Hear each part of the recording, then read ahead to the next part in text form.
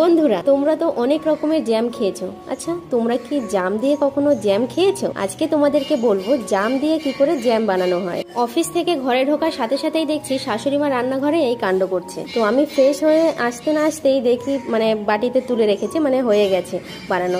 তো মাকে আমি জিজ্ঞাসা করলাম যে মা, এটা কি তুমি ইউটিউব থেকে দেখে দেখে করলে? বলছে না রে পাগলি, এটা আমি করেছি বাড়িতে যেহেতু অনেক জাম হয়েছে আর নষ্ট হয়ে যাচ্ছে, পচে যাচ্ছে, তো এগুলো ফেলে দেবো, তো সেই জন্য কিছু একটা উপায় বের করে এটা করলাম। তো আমি বললাম যে ভাই ভালো বুদ্ধি, তো কি করে বানিয়েছে সেটা বলি। আমি তো দেখতে পাইনি যেহেতু অফিসে ছিলাম, যেটা বলেছে আমি সেটাই তোমাদের কাছে বলছি। তো প্রথমে জামগুলোকে ভালো করে ধুয়ে নিতে হবে, তারপরে তোমরা হালকা বয়েল করে নিতেও পারো আবার নাও নিতে পারো। তো দানাগুলোকে ছাড়িয়ে রাখতে হবে আর তারপরে ভালো করে ফোটাতে হবে।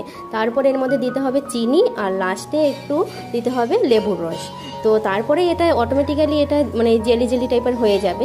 অনেকক্ষণ ধরে ফোটাতে হবে হালকা আঁচে। তো সকালবেলা আমাদের ব্রেকফাস্টে এই যে জ্যাম পাউরুটি খাওয়া হচ্ছে, এখন বাড়িতে বানানো জ্যাম দিয়ে খাওয়া হচ্ছে। খেতে কিন্তু ভীষণ টেস্টি, একদম সেই দোকানের মতোই লাগছে। দোকানে এরকম পাওয়া যায় কিনা আমি জানি না, জাম দিয়ে বানানো জ্যাম কিনতে পাওয়া যায় কিনা আমি জানি না। তোমরা যদি জানো অবশ্যই কমেন্ট করে জানিও। এটা খেতে কিন্তু ভীষণ টেস্টি। তোমরাও কিন্তু বাড়িতে বানিয়ে খেতে পারো, কারণ অনেকের বাড়িতে জাম গাছ রয়েছে।